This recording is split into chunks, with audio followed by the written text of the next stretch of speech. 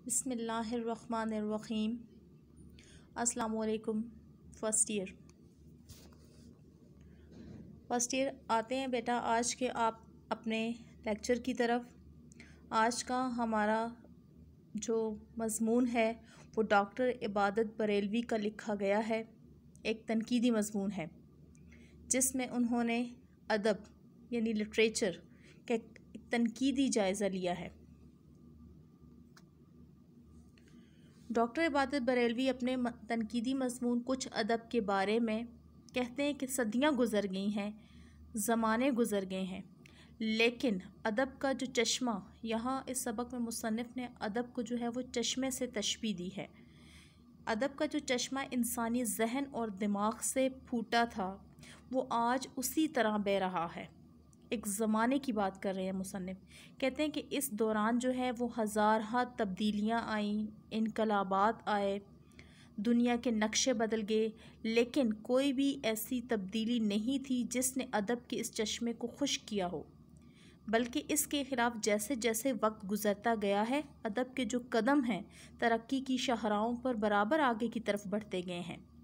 और ज़माने की जो तब्दीली है, ज़माने में जो तब्दीलियाँ आई हैं वो जो है वो बजाय अदब के चश्मे को खुश्क करने के बल्कि इसको ज़्यादा से ज़्यादा बनाती और संवारती गई हैं।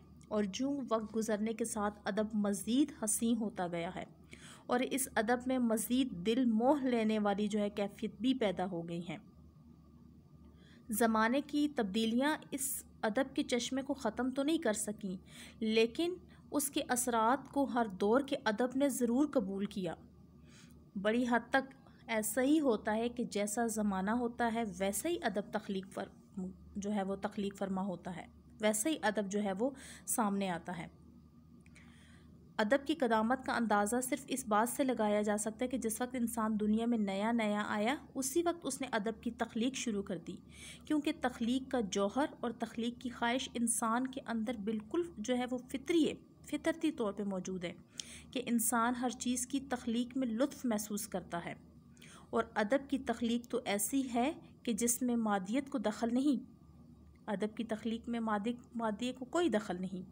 इसकी तख्लीक तो रूहानी नोयत की है, बिल्कुल रूहानी, क्योंकि इंसान के जज्बात और एहसासात में जो मौजें बराबर उठती रहती हैं, इनको खूबसूरत अल्फाज का जामा पहना देना अदब कहलाता है। तो इस तरह अदब की जो नोयत है वो बिल्कुल रूहानी है। दूसरी तख्लीक़ात का ताल्लुक़ जो है वो मादियत से है, लेकिन अदब का ताल्लुक़ मादियत से नहीं है। कि अदब इंसान में उस दौर में उसने जो है वो पनपना शुरू किया जब इंसान में अक्ल व शऊर के अनासर पूरी तरह पैदा नहीं हुए थे। दुनिया में जो नया इंसान आया था, अगरचे उसे लिखने का शऊर नहीं था, लेकिन इसके बावजूद भी जहाँ तक अदब का ताल्लुक़ है उस नए इंसान की तख्लीकी कोशिशें जारी थी। चुनाचे इब्तिदाई ज़माने में अदब के जो निशानात हैं हमें उन गीतों की शक्ल में मिलते हैं जो इंसान के वक्ती तासुर के ज़ेर असर तख्लीक किए गए थे, जिनको लोगों ने पहले ज़ुबानी याद किया, फिर जब लिखने का शऊर हुआ तो इनको पहले पत्तों पर, फिर कागज़ पर, फिर कपड़े वगैरह पर लिख के महफूज किया। ये अदब के इब्तिदाई नकूश थे जो वक्त गुज़रने के साथ साथ बनते संवरते गए और इसके मौज़ूआत में मज़ीद जो है वो इजाफ़ा होता गया। मुसन्निफ़ ने एक और नुक्ता इस सबक में ये उठाया है, यानी तनकीदी जायज़ा पेश किए गए है कि इंसान के जज्बात और एहसासात को इंसान ने अपने तक महदूद क्यों नहीं रखा। और इसकी वजह भी ये बताते हैं कि जिस तरह इंसान में ये ख्वाहिश बिल्कुल फितरी है कि वो तख्लीक में जो है वो खुशी महसूस करता है, और उसी तरह इंसान में ये ख्वाहिश भी है कि जो ख़यालात इसके दिल में पैदा होते हैं वो उनको बेहतर से बेहतर तरीके से दूसरों तक पहुंचाता है। क्योंकि इंसान एक समाजी मखलूक है, वो एक दूसरे से मिलजुल कर रहता है। इस पर जो भी गुज़रती है, जो सानियात इसके दिल पर असर डालते हैं, वो जिस चीज़ से मुतासिर होता है, इसकी ये ख्वाहिश होती है कि जिस चीज़ से कल्बी कैफियत से वो गुज़र रहा होता है, जिस कैफियत से उसको दूसरों के साथ शेयर करें। चुनाचे जो कुछ भी वो लिखता है, जिस चीज़ की भी वो तख्लीक करता है, इसमें पहले तो उसको ज़ाती तौर पर सुकून मिलता है, तो दूसरी तरफ जो है वो दूसरे लोगों के अफराद जो है वो दूसरे जो लोग होते हैं वो इस चीज़ में, इस कहानी को सुन के इसमें दिलचस्पी लेते हैं।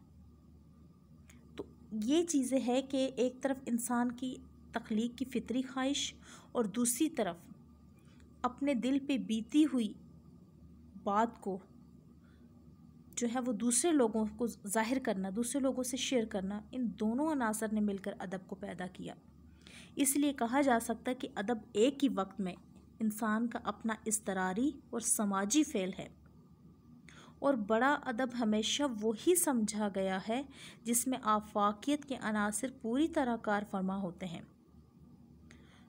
मुसन्निफ़ कहते हैं कि गर्ज़ अदब फैला बड़ा क्योंकि वो इंसानों की अपनी चीज़ थी, इसलिए उन्होंने इससे दिलचस्पी ली।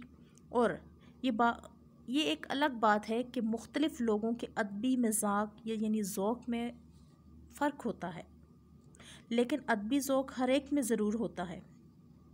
किसी में ज़ौक़ अच्छा होता है, किसी का ज़ौक़ बुरा होता है, किसी में कम, लेकिन होता ज़रूर है। बाज़ लोग जो होते हैं वो अपने इल्म शऊर की बुलंदी और शाइस्तगी के बायस इस ज़ौक़ में निखार पैदा करते हैं, और बाज़ लोगों के अंदर जो है इन चीज़ों की कमी होती है। लेकिन जो कुछ भी है, इंसान किसी न किसी जो है वो जज्बे से मुतासिर होता है और दूसरों से जो है वो इसको शेयर करता है। इस चीज़ ने अदब को पैदा किया। ये शेयर करने का जज्बा, किसी में कम किसी में ज़्यादा, किसी का ज़ौक़ अच्छा बुरा, लेकिन ज़ौक़ इंसान के अंदर ज़रूर पैदा होता है। मुसन्निफ़ कहते हैं कि ऐसा कौन सा इंसान होता है जो दूसरे इंसानों के जज्बात और एहसासात से दिलचस्पी नहीं लेता।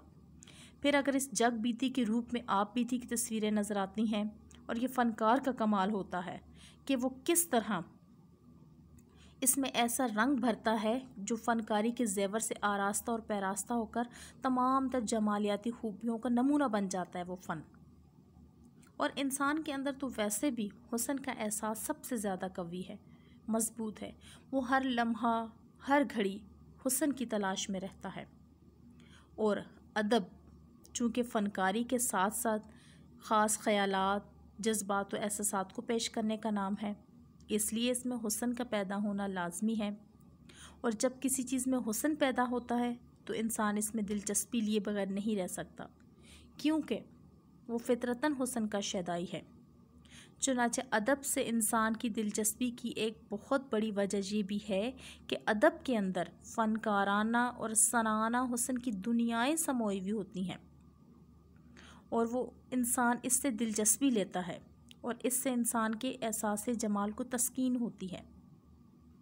यानी हमारे दिल पे जो कैफियत गुज़रती है, बाज़ दफ़ा हम जब लिटरेचर उठाते हैं, पढ़ते हैं कोई किस्सा कहानी नावल अफ़साना, तो हमें लगता है कि ये हमारी अपनी कहानी है और हम उससे मुतासिर होते हैं। और ये जो हमारा जो है वो एहसास जमाल जो होते हैं, हमारी जो इंटरनल फीलिंग्स होती हैं, अंदरूनी कैफियत होती है, इन्हें सुकून मिलता है।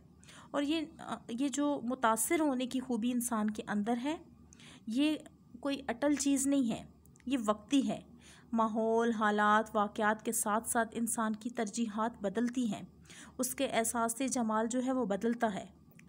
एहसास जमाल भी इंसान के अंदर लाजमी मौजूद होता है, किसी में कम किसी में ज़्यादा, क्योंकि यह हो सकता है कि अदब या फ़नून लतीफ़ा का एक शाहकार, एक नावल, एक अफ़साना, कोई पेंटिंग, ख़ताती, हो सकता है कि किसी एक वक्त में एक इंसान इससे इंस्पायर हो और वही चीज़ दूसरे वक्त में उसको, दूसरे बंदे को अच्छी ना लगे, क्योंकि मिजाजों की मुनासबत नहीं होती। जहाँ तक अदब का ताल्लुक़ है, इसमें हुस्न तो होता है, चाहे इसके मौज़ूआत बज़ाते ख़ुद हंसी हों या ना हों। ये फ़नकार का कमाल है कि बदसूरत से बदसूरत चीज़ में भी हुस्न की रानाई और दिलकशी पैदा कर देता है। बहरहाल कहा जा सकता है कि अदब एक ऐसा मुकाम है जहाँ फ़नकार जो है वो बदसूरत चीज़ को भी हुस्न के ज़ेवर से आरास्ता करके हमारे सामने रखता है। और इस एतबार से अगर देखा जाए तो अदब का मर्तबा बहुत बुलंद हो जाता है, क्योंकि हमारी समाजी ज़िंदगी में कोई और मुकाम ऐसा नहीं आ सकता जहाँ बदसूरत चीज़ को भी हसीन बनाकर पेश किया जाए। ये शर्फ़ जो है ये सिर्फ़ फ़नून लतीफ़ा और अदब को हासिल है, और इससे और ऐसा मुमकिन ही नहीं है कि हम इस चीज़ से इनकार कर सकें कि ऐसा नहीं है। बस इंसानी ज़िंदगी में इस अहमियत से इनकार नहीं किया जा सकता कि वाकई अदब और फ़नून लतीफ़ा जो है वो इन दोनों का हमारी ज़िंदगी में ऐसा मुकाम है कि ये बदसूरती को भी खूबसूरत बना के हमारे सामने पेश करते हैं। तो अदब इंसान की अपनी बनाई हुई चीज़ थी, इसलिए वो फैली, वक्त के साथ साथ वो बदलती गई। अदब के अंदर हुस्न होता है, इंसान उससे दिलचस्पी रखता है, और जब इंसान तख्लीक करता है कोई भी चीज़, कोई फ़न पारा, कोई मज़मून, तो वो ये चाहता है कि मेरी तख्लीक को दूसरे भी इससे मुस्तफ़ीद हों। इन तख्लीक की ख्वाहिश ने और दूसरे लोगों से शेयर करने की ख्वाहिश ने, इन दोनों चीज़ों ने अदब को पैदा किया। और ये अदब ही ऐसी चीज़ है, ऐसा मुकाम है कि जहाँ इंसान, क्योंकि हमारी जो समाजी ज़िंदगी है, हमारी माशरती ज़िंदगी हम गुज़ार रहे होते हैं, हज़ार मसाइल हमें जो है वो हमारे रास्ते में रुकावट बनते हैं, बड़ी मजबूरियाँ, बड़ी परेशानियाँ, ये चीज़ें हमें साथ साथ जो है वो हमारे साथ साथ चलती रहती हैं। लेकिन अदब एक ऐसा मुकाम आता है कि जहाँ पे हम बदसूरती को भी खूबसूरत बना के पेश करते हैं, कुछ ही लम्हों के लिए सही, लेकिन हमारे एहसास जमाल को तस्कीन मिलती है। और इंसानी ज़िंदगी में अदब की अहमियत से किसी तौर भी इनकार मुमकिन नहीं है। डॉक्टर इबादत बरेलवी का लिखा गया ये मज़मून अदब के बारे में, अदब का एक तनकीदी जायज़ा था कि जिसके में मुसन्निफ़ ने जो है वो मुख्तलिफ़ पहलुओं से अदब की अफादियत पर रोशनी डाली कि अदब है क्या चीज़ है, ये क्यों फैला, इसकी वजह क्या थी, इसके अंदर ऐसी क्या चीज़ें हैं कि हम लोग इससे में दिलचस्पी महसूस करते हैं। तो अज़ीज़ तालिबात, आपसे दरख्वास्त की जाती है कि आप इस पूरे सबक को बहुत अच्छी तरह पढ़ने के बाद इसमें से कम जो आपको कसीरुल इंतखाबी सवालात दिए गए हैं वो आपने मुकम्मल करने हैं। उसमें आपके पास जो ऑप्शंस दी गई हैं, करेक्ट ऑप्शंस के साथ आपने इन तमाम कसीरुल इंतखाबी सवालात को फिल भी करना है और बहुत अच्छी तरह याद भी करना है। आज का हमारा लेक्चर ख़त्म हुआ इस उम्मीद के साथ कि आप अपना काम वक्त पे करेंगे। अल्लाह आपका हामी व नासिर हो।